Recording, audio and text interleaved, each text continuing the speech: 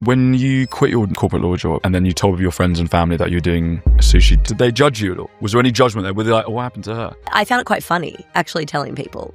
I thought it was an amazing thing to be doing. You know, it's what I wanted to do. I really loved telling people. People would ask me like, hey, how's work going? Like, oh, well, I've quit and I'm opening a sushi shop. And I loved the look on people's faces. What were the unexpected win moments when something went right? I think the fact that I didn't really know what I was doing has kind of forced us to keep it simple. We do one product effectively. We do it really well, but that's it. If someone listening wants to start a sushi brand tomorrow, what's the one piece of advice you wish someone had screamed at you before you began? And this is a bit of a niche answer, but get your...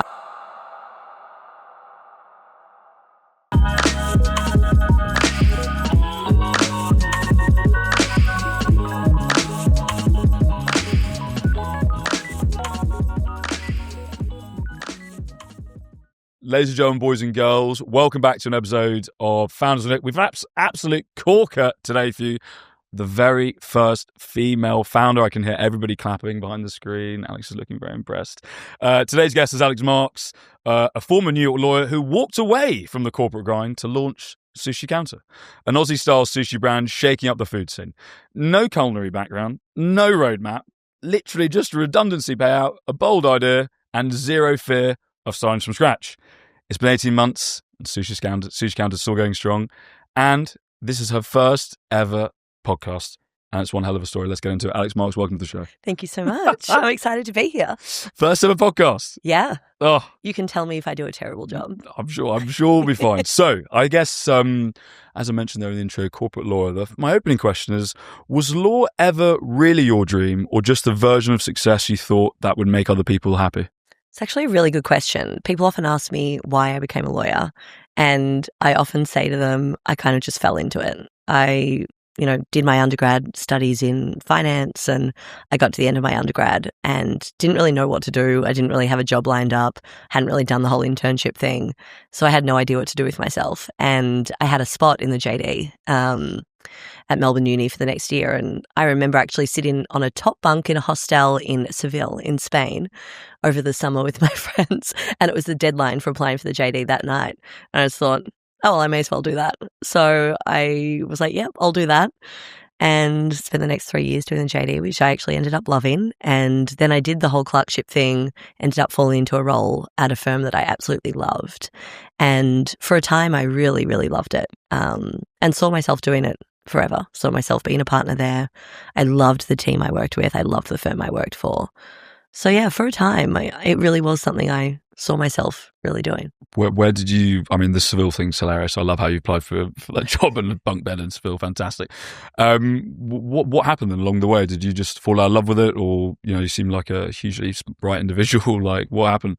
Yeah, I think, so I moved to New York about 5 or 6 years after I started the whole law thing at home in Melbourne. So I practiced for several years at home, loved it. Then I moved to New York and got a job at a big New York firm, and I just fell out of love with it a little bit.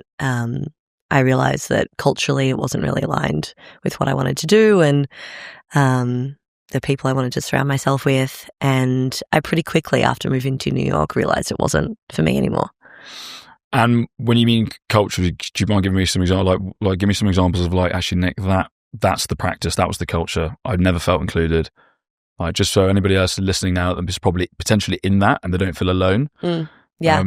I felt very lonely at work. I felt like nobody ever, came to say hello, asked me how I was, asked me a personal question about myself. At home in Australia, my partners I worked for, my entire team, they were the best, but they genuinely cared, and we were really close. We were really good friends.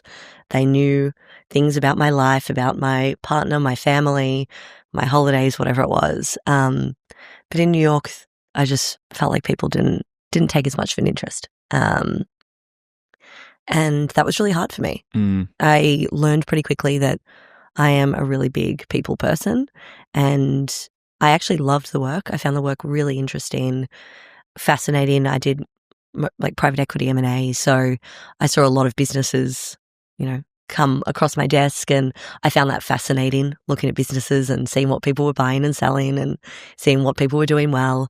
And I loved the work, but it it turned out for me the work honestly was kind of neutral. If the people were great, I loved it. And if I didn't feel connected to the people, I didn't love it. So that's where I got that. That resonates with me because I worked in insurance for 4.5 years and the work was average. I mean, it was neutral, I would say, as you said, but the people really made it. And then I got moved to like a different team and I really struggled. So I quit and changed industries. So that totally resonates with me. Do you think, why didn't you go to another law firm? Like just out of interest, why? Because if I'm you made an unbelievable risk. You told everybody on Facebook, here we go, new country. And then you land. How long are you in the law firm for? A year? About 18 months. 18 months. Okay. So a decent knock. Yeah. Why didn't you start Googling like other law firms that maybe a little bit more boutique M&A and that you maybe with an Aussie founding partner? You know, why did you suddenly think actually I might actually go out alone? I mean, I think a lot of the firms are very similar. And, you know, I had friends at lots of other firms and I asked around a little bit and it didn't seem like anything else was going to be really a fit for me. And I think, to be honest, by that stage, I was sort of checked out of it. And I had always wanted to start a business. I'd always wanted to do all these other things. I think I just thought this is the opportunity, you know? Yeah. I mean, so anybody listening now that maybe wants to move jobs, but has a little something in their gut telling them to start a business, what would you say? Do it. There you go. Groundbreaking advice, ladies and gentlemen, on Founders with Nick. I bet you've never heard that before. Okay, so I love it. So you've left law. Very common bit of feedback we get is, does any of the founders that come on your show, Nick, do they have business plans? So I've got to ask the standard one. Did you have a business plan? I mean, I had a plan in my head. Okay. Did I have a beautiful, formal, written business plan? Absolutely not. I had spreadsheets because I think for me, the place I needed to get to take the leap, to just go and do it, was me feeling confident enough that it could make money. You know, that at a threshold level, I thought it was a relatively viable plan. And so I had spreadsheets that I played around with a lot that were basically me trying to figure out, popping in all these different, you know, assumptions and costs. And in hindsight, I would actually love to pull that out again because I'm sure it was completely inaccurate. I had absolutely no idea, you know, me being like, how much do I think bags cost? I don't know, 10 cents each, 50 cents each, who knows? But, you know, popping in all these assumptions, trying to think through what the costs were. And I had no idea about a million of the costs that are involved in running a business. So this was a very, very basic model and all my banker friends would be appalled by it. But basically I just needed to convince myself that it was feasible. So I basically wanted to get to a point where I had this spreadsheet where I could see how many rolls I had to sell a day to be able to break even or make money. And then I could contextualize it in my head and be like, okay, does that sound doable? You know, if I'm picturing myself standing in a shop, people walking past, can I sell that many a day? And I think the number I came out with was about 150. 150 rolls? Yeah. Okay. If my memory serves me correctly. So I sat there and was like, okay, can I picture 150, well, not 150 people. I was assuming people would buy like 3 rolls each. So like, can I imagine getting 50 people to come into my shop every day? And I decided, yeah, that feels doable. You know, 20 million people in the New York area or whatever. Like, I can get 50 people to come in, surely. So that was kind of what got me to the point where I was like, this is feasible. I can do this. But I didn't really have anything written down other than that. Okay. And I mean, sushi's quite niche. So why did you decide to go for that? Well, I mean, why didn't you open an Italian or in Aussie-style brasserie, for instance, you know, which is quite common? Yeah. Why did you think, actually, do you know what, guys? I'm going to go for the sushi. I'm going to do it in New York, which I no doubt is probably really expensive to do. Did you ever think about maybe going back to Australia? You know, I've tried the New York stuff, guys. It's not for me. But you didn't do that. You sort of went, no, I'm actually going to stay here. Yeah. I mean, I love New York. I loved living there so much, and I have the most amazing support system there. I have the most wonderful friends who, I mean, along this journey have been the most incredible supports and have, you know, come and helped me all sorts of ways. You know, someone calls in sick, they'll cancel their Saturday night plans to come and do a shift, or, you know, just for, you know, to help me out.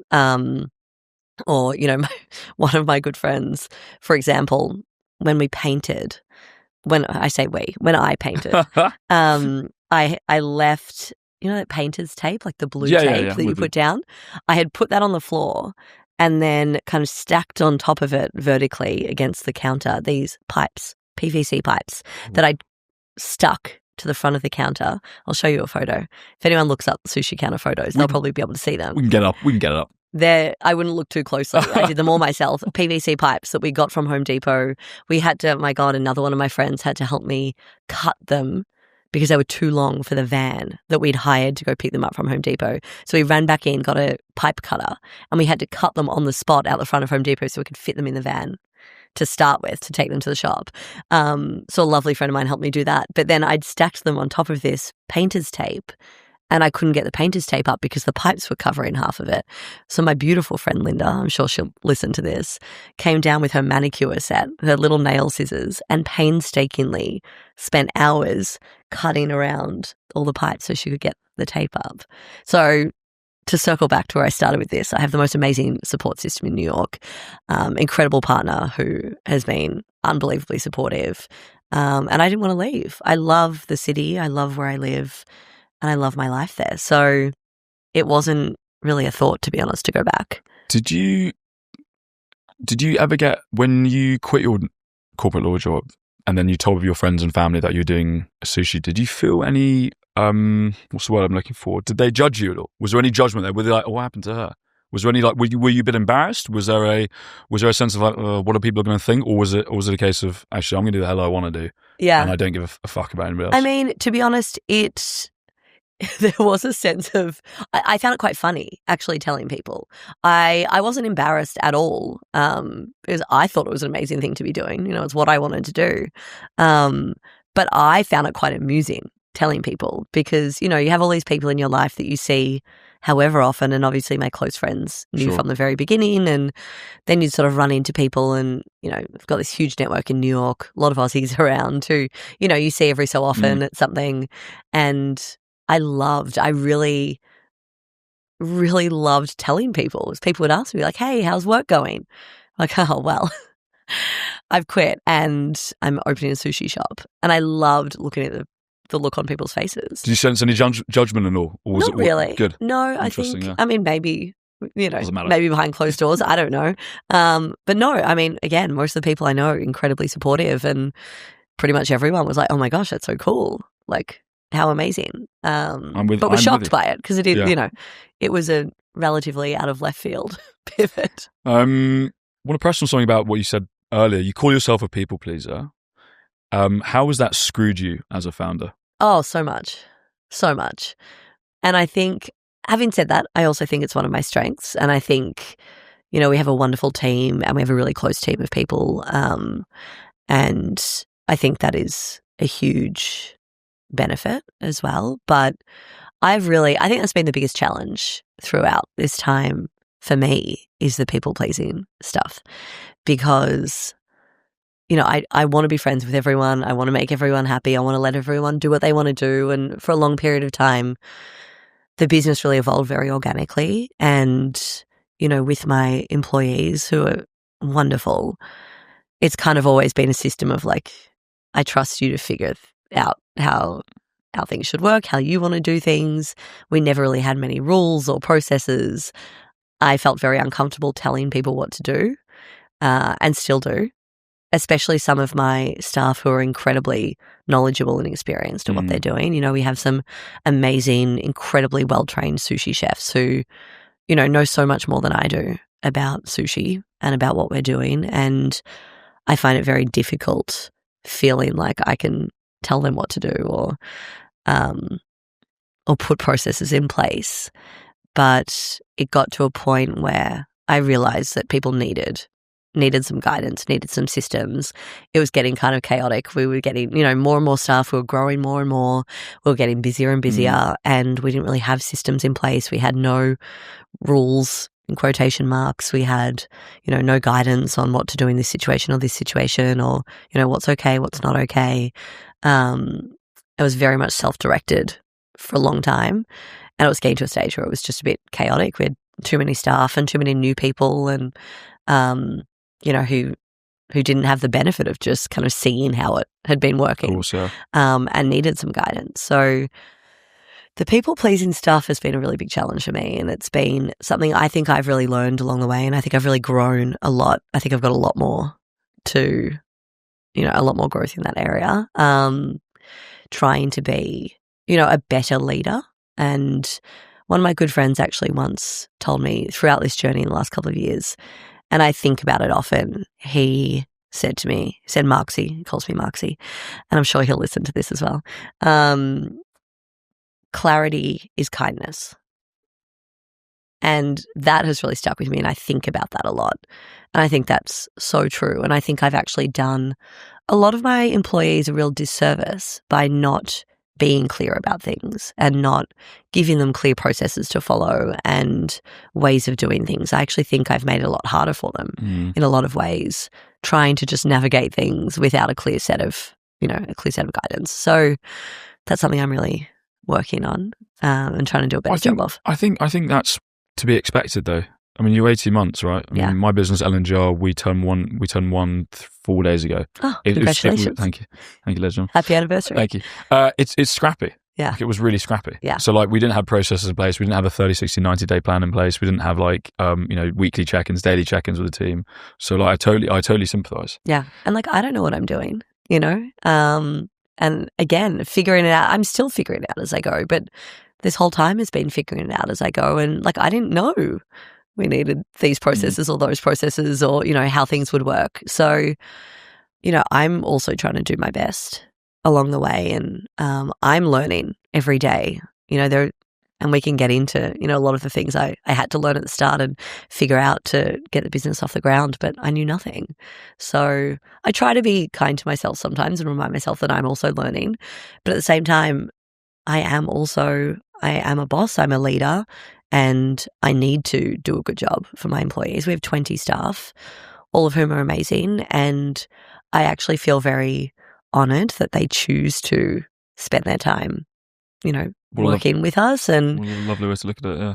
And I do, because it is a real privilege. And I know obviously people need jobs, and people often look at employment from that perspective that, they need a job and there are all these big businesses and it's up to the businesses. But at the end of the day, like, these people spend, they choose to spend their 40 hours a week or however many hours they work for us at our shops, and they're all wonderful. And, I really want to do a good job for them and give them, a job that is interesting.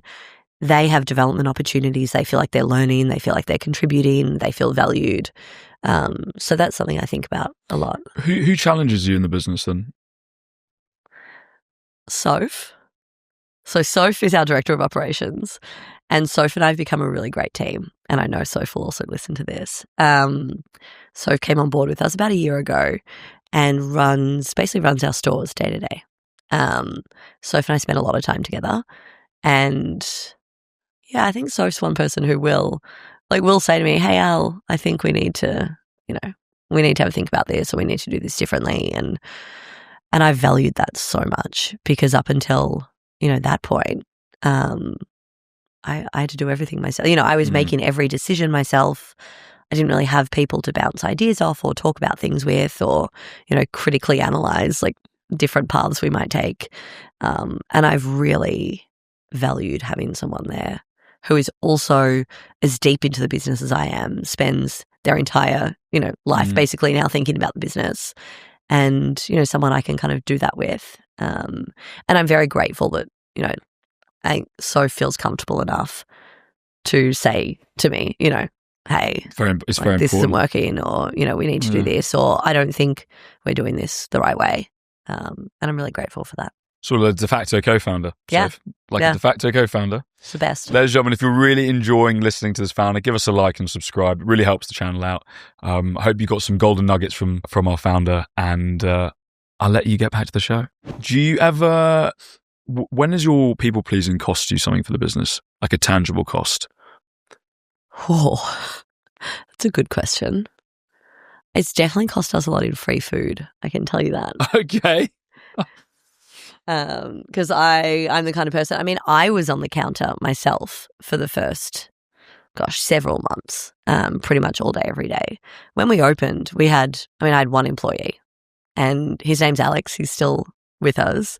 He's our head chef, incredibly experienced sushi chef, amazing at what he does, and was just looking for a little bit of a different environment. And I hired him a couple of weeks before we opened. I didn't have a chef until that point. It only occurred to me about 3 weeks before we opened that I needed a chef. I don't know what I thought was going to happen. I think I had this crazy idea that I was going to make the rolls, but like also sell them. I don't know. I hadn't really thought it through. And about 3 weeks before, I was like, oh, fuck, we need a chef. So, yeah. So anyway, I hired Alex, and for the first several months, it was just me and Alex, 2 Alexes. We now have 3 Alexes, which is quite hilarious. Shout out to Lexi, who we told had to pick another name at work because we couldn't have 3 Alexes. Strong. Lexi is also the most incredible sushi chef. But so for the first several months, it was just me and Alex all day, every day, me out the front, Alex out the back. And I gave away a whole lot of free food, first of all, to, people in the neighborhood and people at businesses nearby, which I'm really happy, I did. Yeah. But anyone who came in who I remotely knew, I wouldn't let them pay. They're like, oh, no. Like, sorry, the square's not working. I don't know how to work it. And, that was wonderful. But at some point I was like, I do need to make some money doing this. I think just overexcited, just excited, weren't you? Totally. You're just so excited. Like I've opened up a sushi shop. Totally. Sushi for everyone. Yeah, sushi for everybody. And then, like a lot of my staff for a long time, we didn't really have rules around that. So I know they would give food to people and friends and people nearby and whatever. So I actually think it probably cost us quite a bit in sales, in hindsight. Okay. No, super, super curious. Free food. You know what? It's not a bad answer, listeners. Not a bad answer. Get yourself down to Sushi Counter. Okay. Since starting your business, what personal truth do you think you've been avoiding but know deep down is there? Oh, very deep question. What personal truth? I think I still have this level of, I suppose it's imposter syndrome, which I know gets thrown around a lot. But I think a level of sort of lack of confidence, feeling like I don't know what I'm doing and feeling like I haven't earned it or haven't, I've kind of I think I've gotten quite lucky along the way. And I know my sister will also be listening to this, and she often gets quite annoyed at me because she says that I just always fall on my feet. And I tend to, I've had a lot of good luck, I think, in my life. And I think a lot of it has been hard work as well. But I think I have this underlying feeling sometimes that I just got a bit lucky and just fell into it. And I don't really deserve to be doing what I'm doing. And I think about that sometimes. And I think I lost a lot of confidence coming out of my job in law. I think I lost a lot of confidence at work in New York. And I think that's kind of continued a little bit through. I think I've got this underlying feeling sometimes that, that I'm not very good at what I'm doing, and that I don't deserve to be doing it. Mm. But I also know, and I remind myself often, that I have put in a whole lot of hard work, and a lot of that people don't see. The first year I was at the shop 7 days a week, 9 a.m. till 11 p.m. serving customers, and then around that, doing all the admin, doing all the cleaning, filling soy sauce fish. That's a whole other thing we can talk about. So I try to remind myself that, I've put in a lot of work, and we do deserve to be where we are. But it's hard sometimes, I think, coming into something new and it going well, which is such a blessing, and I'm so grateful for. And I actually said to my boyfriend the other day, we were sitting on the couch and I looked at him and I was like, it really could have not gone well, And I didn't really think about that at the time. I am an incredibly either terrible or fantastic mix, depending on the way you look at it, of very naive and very optimistic. And I didn't really think through what would happen if it didn't work. I'm incredibly not risk averse for someone who is a lawyer. I'm very happy to take on risk, and I actually really, really never think through what could happen, which sometimes is a disaster and sometimes works out really well. And I don't think I would have done this if I wasn't like that. If you were a rational, risk-averse person, you're probably not doing something like this because it is scary and it is a leap and it is a risk. But I think I am an incredibly optimistic person, and I just think everything's going to work out. And so far it has, and I'm incredibly grateful for that. But it has been a lot of hard work. It's been a lot of challenges along the way, but it's been the best. I love it so much. Do you just actually on that one to the press? Do you feel like you're building something, Alex, or do you think you're running from something? No, I feel like I'm building something. 100%. Yeah. I love what I'm doing now. And I love the business. I love the people I get to work with. And I genuinely just love running a business. I think actually it makes complete sense that this is what I'm doing. I always said, and I think a lot of people who know me would also say, people often, I think, were confused that I was a lawyer, like slightly perplexed that I was a lawyer. And I think that is probably fair. I think I don't have a lot of the traits of, most good lawyers. I mean, I love talking to people. I love, sort of being out and about doing things. I don't love sitting at a desk for a long period of time, not talking to anyone. And I am not risk averse. I love seeing people do interesting things and build things. And I got to see a little bit of that in my job. But I think I'm not sort of your traditional mold of a lawyer. I think in a lot of ways, this makes complete sense for me. This pivot, I've always been interested in, fascinated by businesses and interested in entrepreneurship. And gosh, I remember my dad. So my dad was he was a lecturer in entrepreneurship and innovation and strategy. And I used to go along to his classes as a child, like an actual child. And I was thinking about this the other day, and it must have been, in hindsight, so strange for his students, like master's students he was lecturing. And I would go along when I was like single digits, I reckon 8 or 9 years old. And I would sit in these master's, entrepreneurship lectures, and I would put up my hand. I would answer questions. I would ask questions.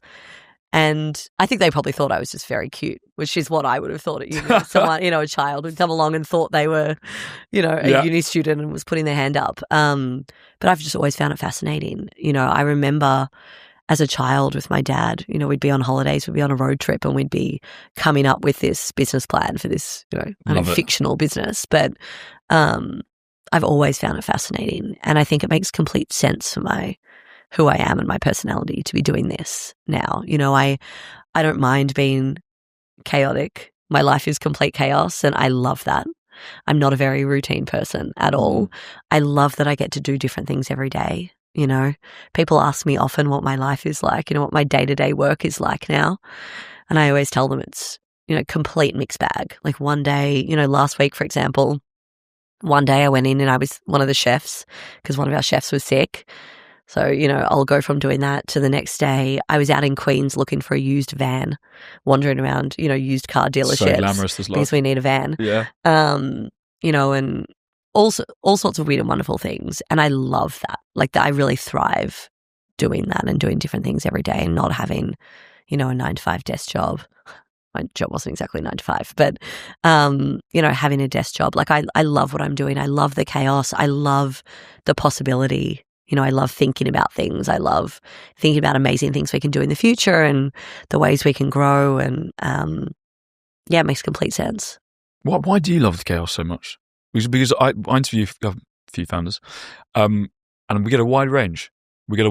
Some of them being hyper-structured. We had 2 Danes on the show. They were hyper-structured, hyper-anal. Like, it has to fall within the box. Yeah. If it's not on the roadmap, unlucky. We get people who are like hyper-chaotic as well, but maybe like yourself. Like, what is it about the chaos that you go, I just operate at this level?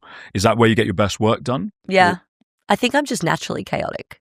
I've Okay. never been much of a routine person.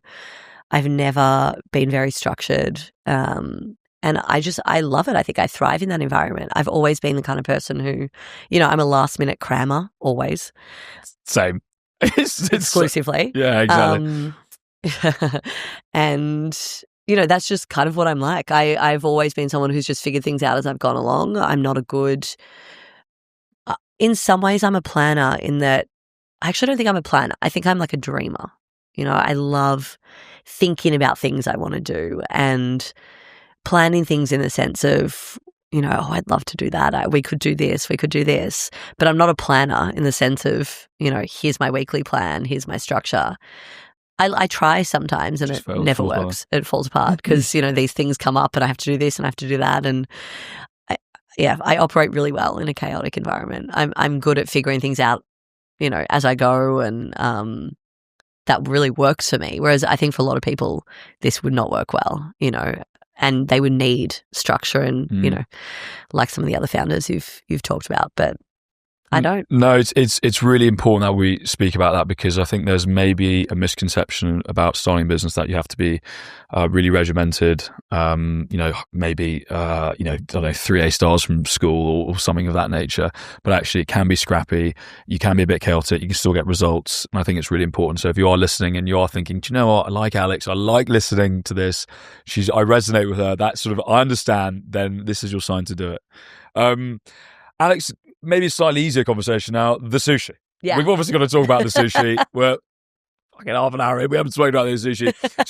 So what is it? So you go in there. Is it like a yo sushi type environment? Like, do you remember that back in the day? I don't know if you do. It was like a counter thing and people British. Really British. Yo sushi or K10 if anybody's listening in the city. So what's the USP? Give me a bit of the sell. Yeah. So, and I never really answered your question about half an hour ago about why. So I'll answer that now because that sort of explains it. So we have this style of sushi in Australia that is everywhere. If anyone knows Sushi or, Sushi Hub or any of the other good Australian chains, it's been around in Australia for decades. And basically just hand rolls. Super affordable, really fresh, grab and go, really simple. And like you're describing, kind of just a counter and just super simple. So they're just really good, affordable grab and go hand rolls. And it's something I used to have at home in Australia all the time. Growing up, you're shopping, you're at a shopping centre, it's 3 p.m, you haven't really eaten, you're walking around, racing around doing things, you grab a couple of rolls, you have them for lunch, have them, at uni. I would drive into the city, which was not far from Melbourne Uni, but I would get in my car or get on the tram and go into the city to go to my favourite one. But I would go, 3-4 days a week to grab sushi from there. Working in the city in Melbourne, again, 3, 4, 5 days a week, I'd be grabbing sushi because it's actually, it's relatively healthy. It tastes amazing. It's so easy. It's so accessible. And it's genuinely like the cheapest thing you can get for lunch in Melbourne. And so I was so used to it. I was so used to having it all the time. And then I moved to New York and I couldn't find anything really like it. Nothing. There is so much amazing sushi in New York. Incredible sushi. But it's generally really expensive. It's usually it's a sit-down affair. It's a fancy dinner. It's, $200-$300 and amazing, but an occasion, not something you can just grab for lunch on a Tuesday or grab on your way home on a Wednesday night from work. And I also simultaneously kind of had this problem where I was like, I don't really know what to have for lunch because, again, there are some great options, but, there's your sweet greens, your carvers, your chipotles, whatever.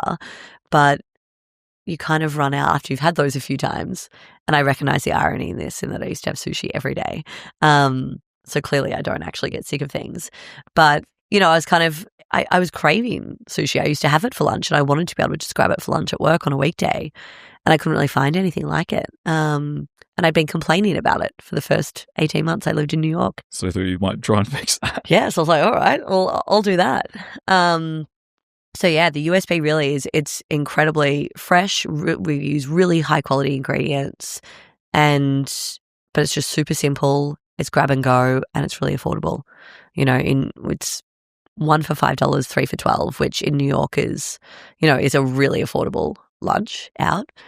You go to a Sweet Green or a Carver or whatever, they're running you, sort of $15 roughly, more sometimes. And yeah, just making it accessible, sushi you can just grab on your lunch break without thinking too much about it, No, super clear.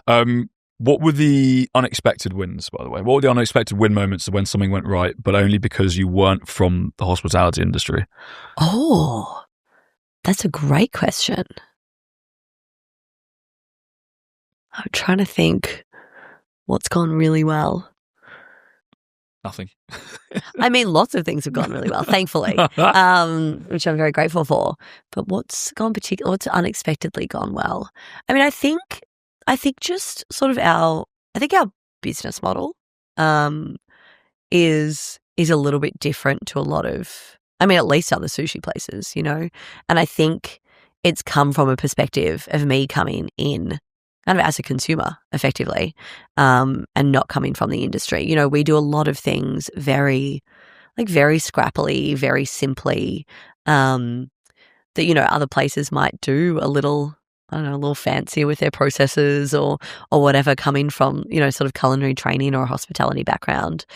And there's a lot of things that we've just kind of, I suppose, improvised how we do them, or tried to come up with really simple ways of doing things that, are probably not the industry standard if you're a chef. But, I've come in not knowing anything, being like, well, obviously this is the way we should do it. And it's probably not the way someone coming from that world would do it, but I think it's worked really well. And I think keeping our business model so simple, and I think the fact that I didn't really know what I was doing has kind of forced us to keep it simple. We do one product effectively. We do it really well, but that's it. I think if I were a chef, or if I was coming from a background of, working in restaurants or owning restaurants, which are a lot more complicated and, have a much bigger menu and that sort of thing, I think I would be tempted to put more things on the menu and to do more, It's just hand rolls. It's just hand rolls. It's hand rolls, miso soup, and a couple of drinks. That's it. And that's it. And I think actually out of necessity, it's been simple. And I think that's actually been part of the magic, to be honest, so far, is that we've kept it so simple. We're trying to simplify our processes even more at the moment to make it as easy as possible for everyone, because our team works really, really hard. We're really busy. We have a line out the door most days, and our team works incredibly hard. So we're still trying to simplify it further in terms of processes. But I think keeping our offering really simple is probably a little counterintuitive, just selling one product effectively. But I think that's actually what has been our magic and has allowed us to do a really good job of that one product and do it on a small, in a small space with a small team, but do a really good job of it, and not spread ourselves too thin, and get distracted by other things. What's one thing you change about the business tomorrow but haven't? I would pull a lot of our equipment out. We've got a really cramped kitchen, and it's actually something we're doing soon, which we're really excited about. We're going to start sort of centralizing some of the prep in one of our stores, and move the prep around instead of moving the people around. And I'm really excited to streamline the stores a bit. We work out of really small spaces. We have 450 square feet, the entire store, kitchen and front of house, and I really want to simplify it for everyone, just make it cleaner, easier. So that's what I would do. I would pull any equipment we don't need out of that kitchen, which is happening soon, which is very exciting. And then I love asking this question to founders because it always makes them smile, but the vision. Yeah. So what is it? Is it you've got 3 stores now, I think? Got 2. 2 stores now. Yep. What's the big vision? Is it to go national? Would you love a little place back in Melbourne, for instance? So that'd be unbelievable across continents. No, is the answer to that. Good, I don't think we could compete in Melbourne. There are so many places that do this so well. Okay. Yeah. So the vision, unfortunately, is not to take it to Australia, as much as my family would love me to say that. But no, vision is just keep growing, keep opening more stores in New York and then beyond New York. we're negotiating a lease for a third right now, which is very exciting. And I would just love to, keep opening stores, see how far we can get with it. I think we could easily put, a dozen stores in New York. Really? No problem in terms of market, huge city. We could easily have a dozen stores that are not cannibalizing each other. And then look beyond that. I mean, there are so many cities in the US I think it would do really well in. So would you ever think about raising capital? Maybe at some point. Not right now. I'm really comfortable not having investors at the moment. I love that it's just me and I have no one I'm answering to. I have no one I have to factor in or clear things past or anything like that. And it actually makes me a lot less anxious about the business because I know no one else is relying on me, What a beautiful way to think. Didn't even think of that. Yeah. That didn't even cross my mind. Yeah. Yeah. Because that's a thing that kind of stresses me out about the thought of having investors is that then, other people are relying on me to do a good job. And I love that for the moment, that's not the case. I can make decisions comfortably, knowing that they're my decisions and, it only really affects me if I make the wrong one. So I'm really happy being bootstrapped right now. Perfect. That's great. But at some point we may need, if we want to, really expand quickly, we may need some capital. We'll see. But for the moment, we're just funding it with cash flow, and that's been working just fine. And you're smashing it. And you're smashing it. 18 months in. People love you. People love the stores. There's lines out every day, or you open 7 days a week? Yeah, we are. 7 days a week. Yeah. Fantastic. Yeah. So it sounds like it's going really well. You're going to have to come visit. I will come visit. I've been 3 times to New York. It's not that far. But Alex, look, that's all the questions for me. I could do it for another hour, as I always say. We might change the format of the show. I think we might do another hour, maybe season 3 or season 4. Yeah, I'll come back and do another hour when you do that. Oh, very sweet. But I just want to say thank you so much. That was honestly really. I can't think of anybody else that has that quite a very unique story of a high flying corporate job as a lawyer, and then saying fuck it, I don't want to do this anymore, like they're arseholes, I'm going to start my own sushi counter, I don't have any industry experience, mum, dad, I'm going to go do it, I live in the chaos. Your partner was super supportive, you've done every single job, which I think is important. Really tough to be a founder and not have done any jobs that your businesses have done. That's just really weird. How can you lead? Yeah. I mean, and it was necessity too, of course. I had to do every single job, but I think that is a blessing. I think it means you understand the jobs, you understand what your employees' lives are like, it's important.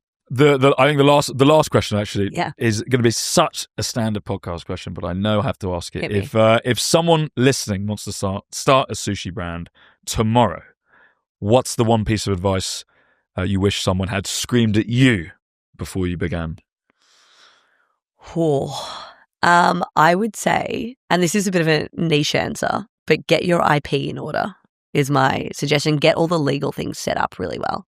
Ironically, as a lawyer, I didn't really set things up really well. Come on. I know. And it's shocking. It's so ironic, but I was just so excited about everything else. I was like, I'll do the legal stuff later. But my advice would be set things up well from the start. Set things up structurally the way they should be. Get advice. You don't need to pay a lot for advice, but get a little bit of good advice from lawyers, from tax people, and get it set up right from the beginning, because it's a lot harder down the track to fix those kind of things. If you just set it up right from the start, you're golden. And I wish I had have done that, because now we're going through processes of trying to sort of fix a few structural things, and it's such a hassle down the track. So just get yourself set up right, and then you will have less to think about. There you go. From a lawyer, ladies and gentlemen. Yeah. Well, look, we've got a few more minutes left. This is the segment in the show where I get asked the questions. The tables are turned. Nothing is off limits. Is that the way? So, Alex, take it away. Okay. The number one thing I want to ask you, I've got a lot of questions. We could be here for ages. But the number one thing I want to know from you is, what are the commonalities you've seen across the people you've spoken to, across the founders you've interviewed? Are there common traits you've seen across people? Is there, a certain something that everyone has? I would say definitely doggedness, chip on their shoulder, people aren't doing it for them. I find like most people do it for somebody else. Interesting. Yeah. But no, I think that was, definitely that one. Yeah. Definitely very dogged. People want to impress other people, and it depends what your business represents. Is it freedom? Is it control? Is it status? So those are very different. Interesting. Different ones. Yeah. What do you think it's been for most people? Freedom, control, I think status? I think it's been freedom. Yeah. I think it's been for me. freedom. That's what it is. Yeah, definitely freedom. How can you? Why would you want to build something which you're like, in the worst scenario than you were previously? But it's certainly freedom. And when their faces light up when they explain their business, we're on the planet for a very short time. I'm 32. Like I'm third way through my life. Like, you need to, if you are thinking about starting a business, you need to get your act together a bit and like at least do something small.